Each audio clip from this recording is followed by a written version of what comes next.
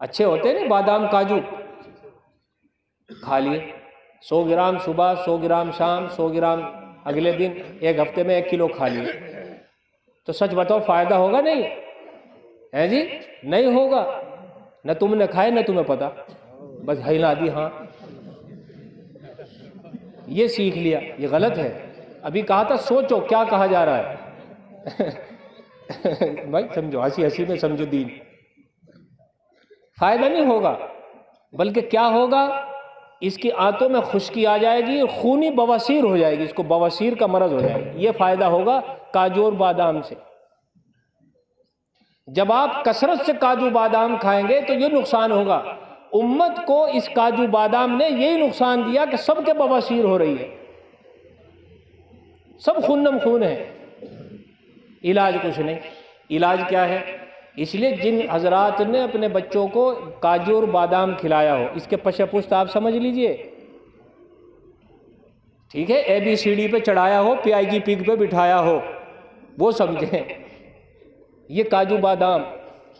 تو اگر آپ کو اس کاجو بادام سے فائدہ اٹھانا ہے تو آپ کو اس کے ساتھ اگر 50 گرام آپ نے بادام لیے، 50 گرام کاجو، تو اس کے اندر آپ کو 55 گرام منقع ملانی ہوگی۔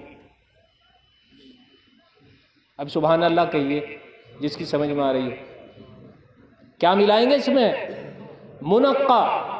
اب یہ منقع کیا کرے گی کہ کاجو اور بادام کو بھی بیدام نہیں کرے گی، بادام کر دے گی، یہ ہضم ہوگی، دل کو طاقت دے گی، دماغ کو طاقت دے گی۔ کیوں؟ اس کے ساتھ کیا مل گیا؟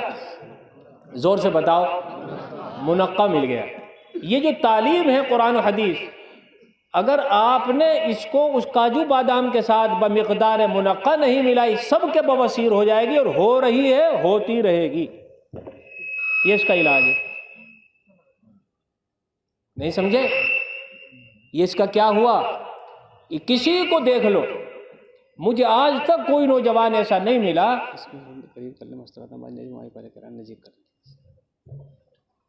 کہ جس نے یہ بات کہی ہو کہ مجھے اس کے تعلیم سے یہ فائدہ ہوا۔ ایک بچے کو پڑھایا، 20 بیگھے زمین تھی، ساری ختم ہو گئی، نہ وہ انجیکشن لگانے کا رہا سوائے انفیکشن کے۔ تو کسی نے پوچھا بھائی تم نے اپنے بچوں کو پڑھایا تھا، کیا فائدہ ہوا؟ فرمایا بھائی مجھے یہ فائدہ ہوا، 40 بیگھے زمین چلی گئی، میرا بچہ جو ہے کھڑا ہو کے موتنے لگا، یہ فائدہ ہوا، یہ فائدہ ہوا ہنر سے۔ اب دوسرا واقعہ سنو، بات سمجھ میں آ گئی تعلیم کون سی ضروری ہوئی؟ اب انہوں نے عرض کیا تھا، ابھی جو مجھ سے پہلے بات کر رہے تھے، کہ پھر کفر کیا چاہتا ہے، وہ سادہ الفاظ میں سمجھ لو، بالکل دو ٹوک۔ وہ یہ آواز لگاتا ہے کہ تم یہ چیز حاصل کرو، تمہیں یہ ملے گا، اس پر یہ کرو نوکری ملے گی، نوکری پہ مطلب ٹوکری، یعنی تم ہمارے نوکر ہو جاؤ گے۔ اگر میں کسی کو یوں کہوں رہا ہوں میرے نوکر، اچھا لگے گا برا؟ تو یہاں بھی تو کچھ نہ کچھ کراہت ہونی چاہیے۔ میرے کہنے سے تو آپ کو برا لگا، اور جو آواز لگا رہے وہ برا نہیں لگتا، تو معلوم ہوا تمہیں کفر سے محبت ہے، مجھ سے نفرت ہے۔ یہ بھی یاد رکھنا، ساتھ ساتھ سمجھتے رہو، میرے کہنے سے کیوں بیر ہے آپ کو جب میں آپ کو یہ بات سمجھا رہا ہوں، اور وہ کہتے ہیں تو آپ کو کچھ نہیں اچھا لگتا ہے یہ بات سننے میں، جبکہ اس کا نظام یہ ہے۔ اب 40,000 لڑکوں نے 10 سال میں پڑھا، 12ویں کر لی، B.Tech کر لیا، جو کچھ پڑھ لیا۔ اب ان میں سے کیا کیا، 12 کو نوکری ملی، بچے کتنے؟ 13,078 یہ بچے۔ یہ کیا کر رہے دنیا میں بتائیے، بتاؤ کیا کر رہے؟ کچھ کام کے ہیں وہ، ان کو دو سائیڈ ایفیکٹ ہیں۔ ایک تو یہ کہ ان کے دماغ مفلوج ہو جاتے ہیں، وہ نہیں سوچتے رہے بھائی کیا کریں، بس پڑھ لکھ کے ہم تو بیکار ہو گئے۔ اور جب یہ دماغ پر بات آتی ہے، نہ وہ ماں باپ کا رہتا، نہ جنگل کا رہتا، نہ دنگل کا رہتا۔ یہ اس وقت پوری دنیا میں ایک بے روزگاری کی کھیپ آئی۔ یہ کس نے ڈالی؟ انہوں نے ڈالی جنہوں نے تمہیں سب جھنڈی دکھائی تھی کہ آؤ ہم تمہیں کچھ دیں گے، اور انہیں کچھ نہیں دیا۔ اس کا جواب کوئی نہیں دیتا۔ یہاں کچھ علماء بیٹھے، کچھ ڈاکٹر وغیرہ، جب میں پہلے آیا تو وہاں بیٹھے تھے، کسی نے جواب نہیں دیا۔ جو لوگ یہ سمجھتے ہیں کہ مدارس نے کیا دیا اور اسکولوں نے کیا دیا، اسکولوں نے کچھ بھی نہیں دیا، جو چاہتا ہو وہ مجھ سے آ کے بات کر سکتا ہے، جو یہاں بھی ہو، پوری دلائل کے ساتھ۔ عوام کا مجمع ہے، عوامی بات سنیے۔ مجھے آپ یہ بتائیں تاکہ آپ کو دین کا وقار معلوم ہو، دنیا میں کوئی یونیورسٹی ایسی نہیں ہے جس نے ایک سائنسدان پیدا کیا ہو، یہاں سے کہہ رہا ہوں میں مائک میں۔ اللہ نے قدرتی ذہن عطا فرمایا، اس کو استعمال کیا، اس نے کوئی چیز ایجاد کر دی، اسی نے یونیورسٹی بنا دی۔ یونیورسٹی نے کوئی سائنسدان نہیں بنایا۔ کسی کو مل جائے مجھے بتا دیو، اپنا انعام لے لیو، 20,000 روپیہ انعام، میری رسالے میں بھی لکھا ہوا ہے۔ کوئی کہتا انہوں نے بنایا، کسی نے نہیں بنایا۔ الو بھگت تھے سب کے سب، بیٹھے خدا کا دماغ استعمال کیا، جو قرآن کریم بار بار کہتا تتفکرون تتفکرون تتفکرون، غور و فکر کرو، کرتے نہیں۔ جس چیز میں ہم نے غور و فکر کی وہی بڑھ چڑھ کر بول رہی، چاہے وہ دینی ہو دنیاوی بھی ہو، کوئی نظام ہے۔ بہرکیف آیت میں عرض کر رہا تھا کہ جب آپ بس میں بیٹھتے ہو تو بس میں ایک چیز لکھی ہوئی ہوتی ہے، شریر کا کوئی انگ باہر نہ نکلے۔ تعلیم سے بات آگے چلی گئی۔ شریر کا کوئی انگ کہتے ہیں ہندی میں اعضاء کو، کوئی ہاتھ پیر کان ناک باہر نہ نکالو، یہ ہوتا ہے اس پہ لکھنے کا۔ کیوں لکھتے ہیں وہ؟ کہ اگر آپ باہر نکالیں گے، ہاتھ نکالا، ہو سکتا ہے پرلی طرف سے کوئی چیز آوے اور ہاتھ سونے کا بنا کے چلی جائے، ایسے ہوتا ہے۔ آپ نے سر نکالا تو سر کہیں ہیرے نہ جڑ جائیں تمہارے سر پر، 1 کروڑ کا سر نہ ہو جاوے 2 منٹ میں، وہ لکھ دیا۔ آپ کیا کرتے ہیں؟ اس پر عمل کرتے ہیں۔ عمل اس لیے کرتے ہیں کہ واقعی بھائی ٹھیک ہے بات، آپ کا بچہ گود میں ہو، جب وہ باہر ڈالتے ہو زبردستی کھینچتے ہیں، اور تبلیغ بھی کرتے ہیں کہ کسی کا بچہ بھائی پیچھے کر لو، بچہ کا ہاتھ باہر ہے، ایک لفظ کا اثر۔ اور قرآن کریم کی آیت بھی یہ کہہ رہی ہے کہ دیکھو تم کلمہ لا الہ الا اللہ محمد الرسول اللہ صلی اللہ علیہ وسلم کی گاڑی میں بیٹھ گئے ہو، اب شریر کا کوئی انگ باہر نہ نکالنا۔ تم اس گاڑی میں سوار ہو، جس کے ڈرائیور ہیں کون؟ جناب رسول اللہ صلی اللہ علیہ وسلم، اس کے کنڈکٹر ہیں علماء اکرام۔ یہ ہے لا الہ الا اللہ کی گاڑی، آپ اس میں سوار ہو۔ اس لیے اللہ تعالیٰ فرما رہے ادخلوا فی السلم کافہ، اے میرے بندو پورے کے پورے اچھی طریقے سے سیٹ پہ ہو کے بیٹھ جاؤ، گڑبڑ نہ مچاؤ۔ کبھی کوئی ہاتھ نکالتے ہو، کبھی زبان نکال رہے ہو، کبھی پیر، ایسا نہ کرو۔ کیا ہوگا اس سے تمہیں نقصان ہوگا۔ اسلام میں پورے کے پورے داخل ہو جاؤ۔ کہاں داخل ہو جاؤ؟ اسلام میں پورے کے پورے اس گاڑی میں اچھی طرح بیٹھ جاؤ۔ یہ نہ کرو کہ ہاتھ رحمان میں ایک ہاتھ رام کے ساتھ، اور زندگی گزرے گی آرام کے ساتھ، نہ، نقصان ہوگا۔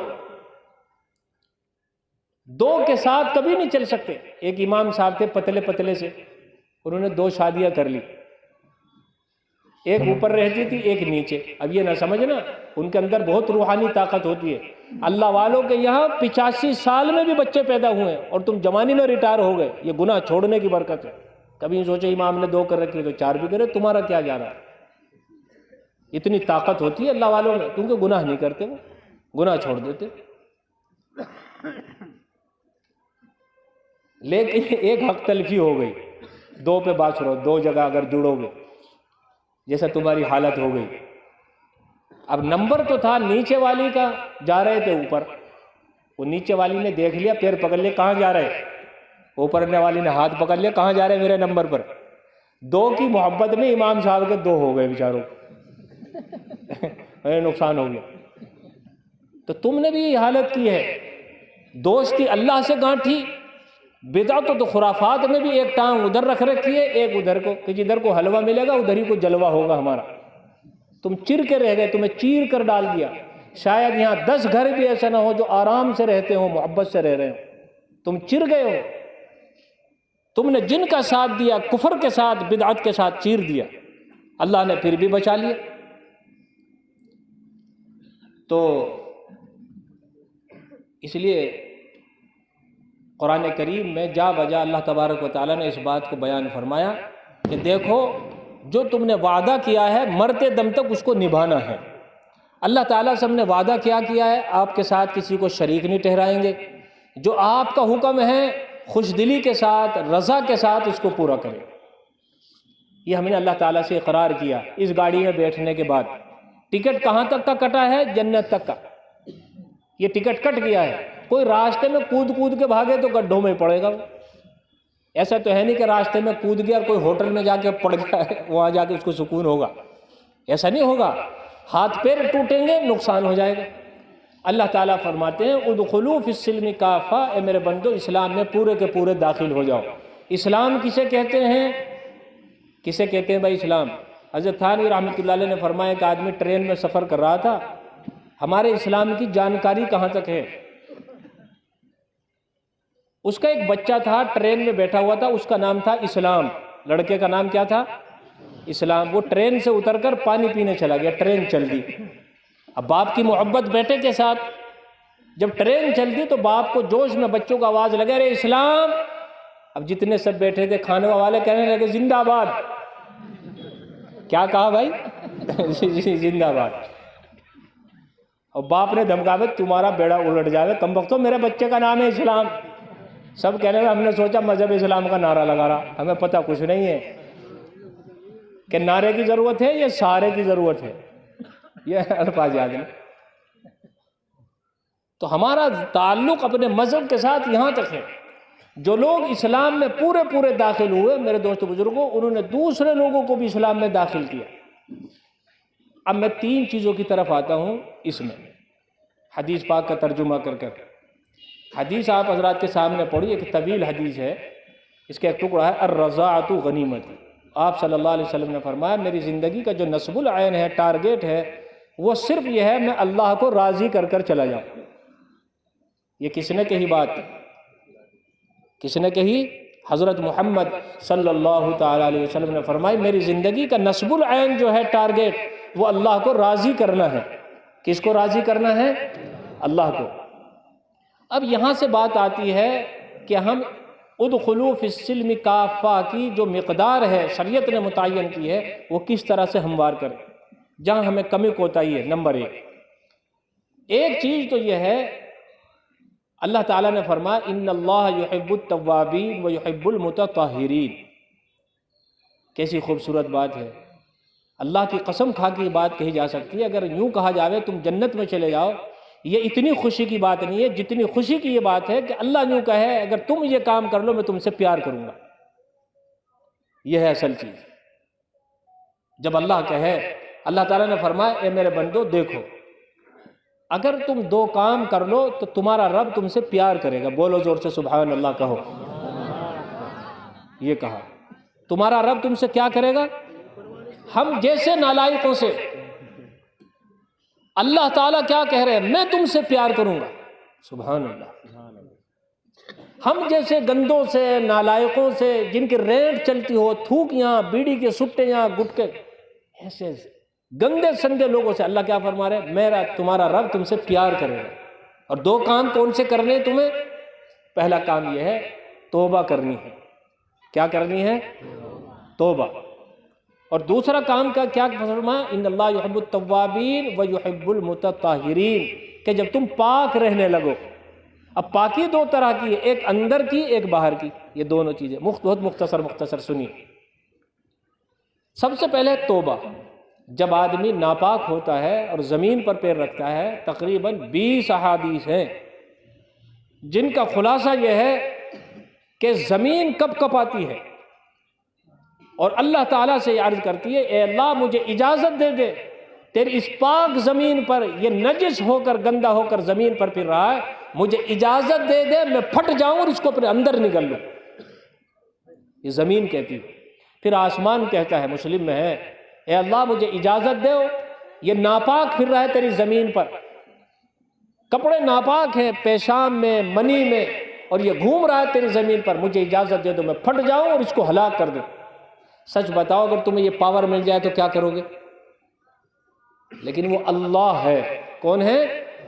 اللہ ہے، وہ رحمان اور رحیم ہے۔ وہ اللہ تعالیٰ فرماتے ہیں، حضور اکرم صلی اللہ علیہ وسلم نے فرمایا اے آسمان، دیکھ سنو بہت دل کے ساتھ، اللہ آسمان سے الگ، زمین سے الگ، دونوں خطاب الگ ہیں۔ پوچھتے ہیں کہ اے زمین یہ بتاؤ جس بندے کو تم کھا جانا چاہتی ہو یہ کون ہے؟ زمین کہتی ہے اللہ تیرا بندہ ہے۔ تو اللہ تعالیٰ فرماتے ہیں تو پھر دیکھو تم میرے اور میرے بندے کے درمیان دخل نہ ہو سکتا ہے کہ شام تک توبہ کر لے۔ آیا کچھ سمجھ؟ پھر اللہ آسمان سے یہی بات پوچھتے ہیں کہ بتاؤ یہ بندہ کس کا ہے؟ آسمان کہتی ہے اللہ بندہ آپ کا ہے۔ فرما تو پھر میرے اور میرے بندے کے درمیان حائل نہ ہو، مخل نہ ہو سکتا ہے یہ شام تک میرا دوست بن جائے۔ کیا ہو جائے؟ میرا دوست ہو جائے۔ اسی لیے حضور اکرم صلی اللہ علیہ وسلم فرما ظنوا بالمؤمنین خیرا، تمہاری دنیا کے اندر رہتے ہوئے سکون کا ذریعہ صرف ایک ہے کلمہ پڑھنے کے بعد، وہ ہے ہر مسلمان سے اچھا گمان رکھو۔ ہر مسلمان سے اچھا گمان کسے کہتے ہیں؟ ایک آدمی کو دیکھا تم نے اچھا مکان بنا لیا تو یہ کوئی ضروری ہے؟ لوگ کہتے ہیں نمبر 2 کا، میں کہتا ہوں نمبر 2 تو بہت دور، اب تو نمبر 9 ہو رہے ہوں گے، 10 ہو رہے ہوں گے۔ یہ تمہیں 2 ہی نمبر یاد ہے، اتنی جہالت ہو گئی؟ بھائی کچھ آگے کو بڑھو۔ جب آپ کو معلوم نہیں ہے، علامہ آلوسی رحمۃ اللہ علیہ نے عجیب بات بیان فرمائی تفسیر میں اپنی، کیسی خوبصورت بات ہے، دھیان رکھنا۔ یہ فرمایا کہ احمق ہے وہ آدمی جو قیامت میں کسی کے ساتھ بدگمانی کی۔ حدیث میں تو یہ الفاظ ہے، فرمایا جناب رسول اللہ صلی اللہ علیہ وسلم نے کہ قیامت میں اگر کسی نے کسی سے اچھا گمان کیا ہوگا بلا حساب اللہ اس کو جنت عطا فرمائے گا۔ کیا دیں گے؟ بغیر حساب کے۔ جانا چاہتے نہیں جنت میں؟ اور اگر کسی نے کسی سے بدگمانی کی ہو اس پر مقدمہ دائر ہوگا کہ پہلے ثابت کرو پھر جنت میں جائے۔